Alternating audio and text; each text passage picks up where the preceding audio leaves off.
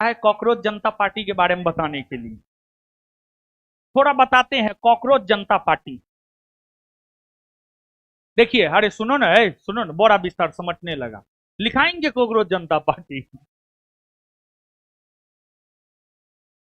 सुनिए, है सुनो न जी।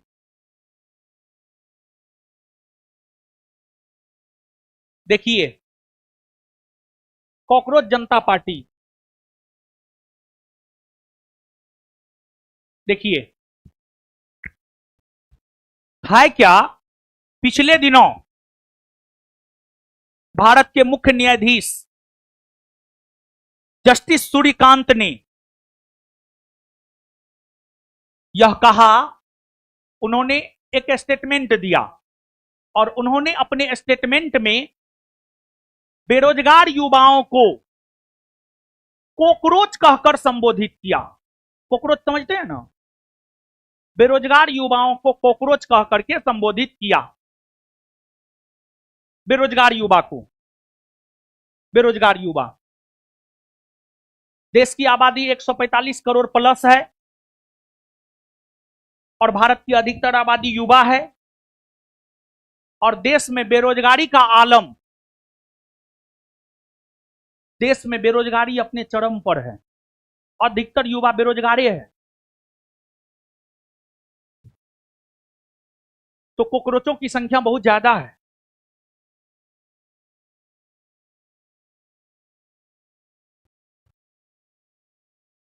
देखिए, कहा जाता है देश का भविष्य युवाओं के मजबूत कंधे पर होता है और उस युवा को सीजेआई के द्वारा, चीफ जस्टिस ऑफ इंडिया के द्वारा कॉकरोच कहकर संबोधित किया गया। यह बात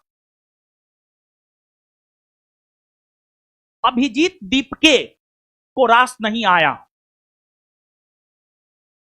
अभिजीत दीपके भारत का है, उनका संबंध आम आदमी पार्टी से भी रहा है।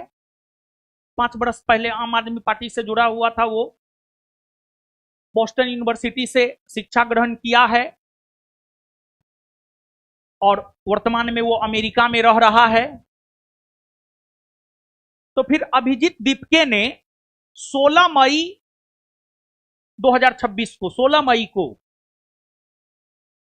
सोशल मीडिया पर कॉकरोच जनता पार्टी का गठन किया और उसने कॉकरोच जनता पार्टी को एक राजनीतिक पार्टी बताया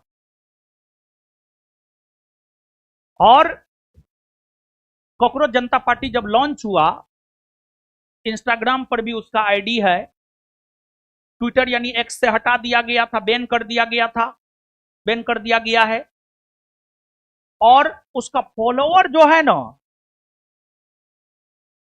प्रति घंटा लाखों में बढ़ रहा है। मतलब इंस्टाग्राम पर सबसे ज्यादा हमारे देश के प्रधानमंत्री श्री नरेंद्र मोदी जी फॉलो किए जाते हैं। 101 मिलियन लोग इंस्टाग्राम पर मोदी जी को फॉलो करते हैं और हमको लगता है सीजेपी, कॉकरोच जनता पार्टी को अगर आजादी से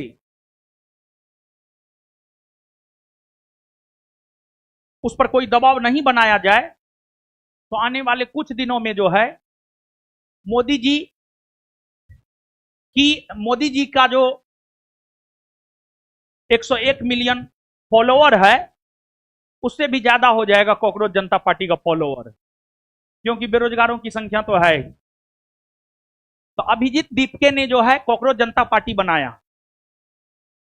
और ये जो है ना, ये अगर हमसे कहिएगा तो ये अपने आप को राजनीतिक पार्टी बता रहा है, लेकिन ये कोई राजनीतिक पार्टी है नहीं।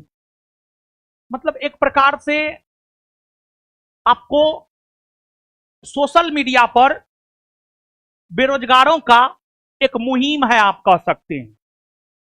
और इसने टोटल 5 एजेंडा, 5 मुख्य एजेंडा इन्होंने अपनी पार्टी का रखा है। उसमें एक एजेंडा इसका यह है, अगर हमारी सरकार बनती है तो हम रिटायर न्यायाधीशों को राज्यसभा का सदस्य नहीं बनाएंगे।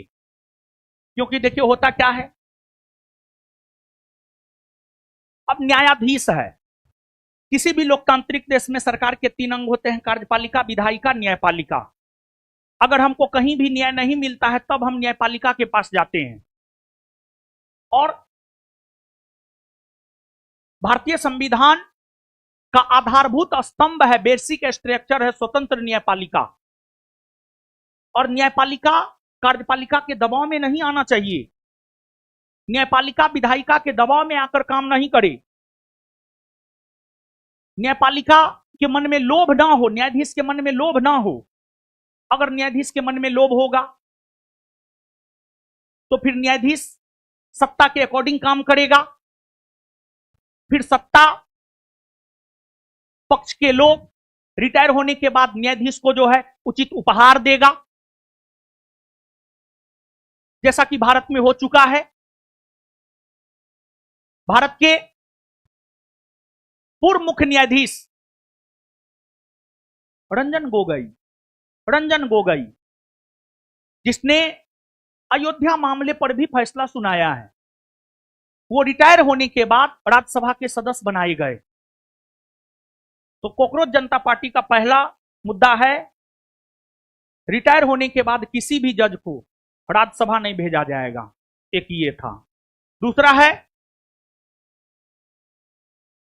अभी भारत में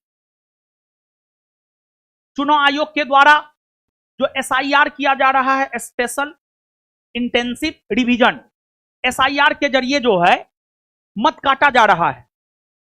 और जब बिहार में एसआईआर हुआ था पहली बार, मेरा भी नाम मतदाता सूची से हट गया था, फिर दोबारा डलवाना पड़ा। अभी बंगाल में चुनाव हुए हैं, 27 लाख